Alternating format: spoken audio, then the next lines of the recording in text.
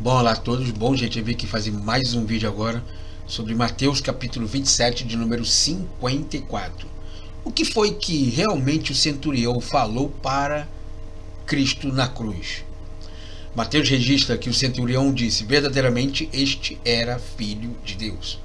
Ao passo que Marcos diz, na essência, a mesma coisa, apenas acrescentando a palavra homem, o que ressuscitou. Verdadeiramente, este homem era o Filho de Deus. Lucas registra as palavras do centurião da seguinte maneira: verdadeiramente, este homem era justo. Então, o que realmente ele disse? Se a Bíblia ela é verdadeira, ela não pode ter contradição. O texto correto é: verdadeiramente, este era Filho de Deus. Verdadeiramente, este homem era o Filho de Deus.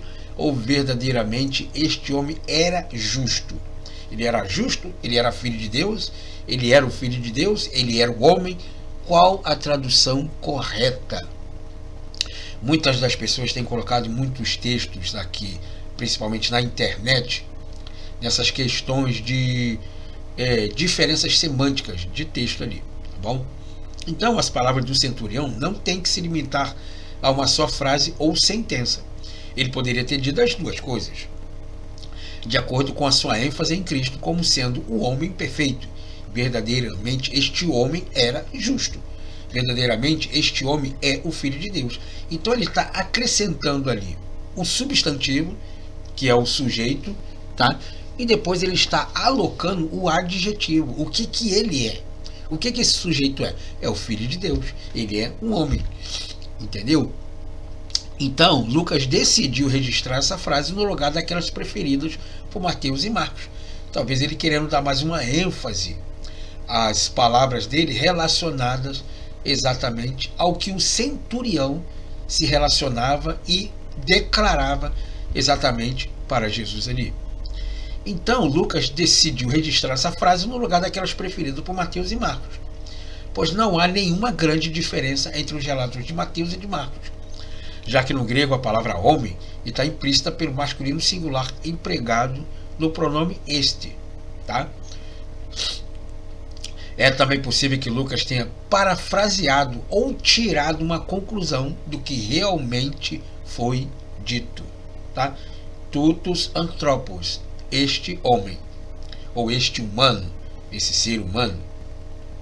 Os eruditos cristãos afirmam que não temos as palavras exatas que foram ditas em cada situação. Bom, o livro de Mateus foi escrito mais ou menos entre o ano 65 e 67. Alguns dizem que chega até o ano 68. Jesus morre no ano 30. Né?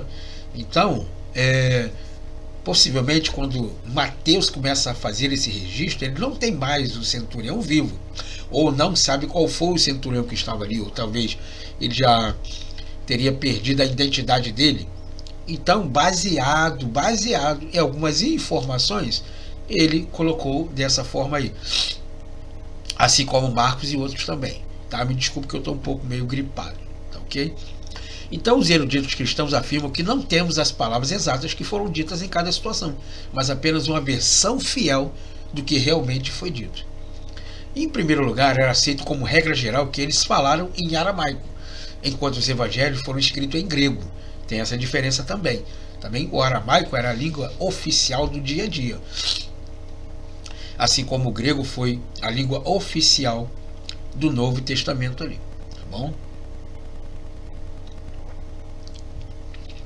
Dessa forma, as palavras que temos no texto grego, do qual provém as nossas versões, também são traduções. Em segundo lugar, os autores dos evangelhos, assim como acontece com os escritores da atualidade, às vezes resumiam ou parafraseavam o que fora dito. Desse modo, é compreensível que os escritos apresentem pequenas variações, mas nesse caso, como em todos os demais, a essência do que foi originalmente escrito é preservada de modo fiel no texto original. Conquanto não tenhamos as palavras exatas, temos de fato o mesmo significado, encerrando sempre que houve sentenças completamente diferentes, mas não contraditórias entre si, então lógico será admitirmos que as duas coisas foram ditas naquela ocasião. De que um escritor cita uma e o outro escritor cita outra coisa. E essa é uma prática literária muito comum ainda nos dias de hoje. Assim como você vê uma reportagem, né, de um determinado canal de televisão e um outro canal de televisão com outro repórter, com uma outra forma de trazer aquela notícia, vai noticiar de uma forma diferente, mas o acontecimento é o mesmo, ele não muda. Então o que serve para nós é o acontecimento do que foi feito. As narrativas, as prerrogativas detalhadas como realmente foram colocadas, isso para a gente muitas das vezes não importa. Importa para os críticos que desejam os detalhes, mas aqueles que não são críticos não interessam as narrativas detalhadas, tá bom? Então espero que você tenha gostado desse vídeo aí.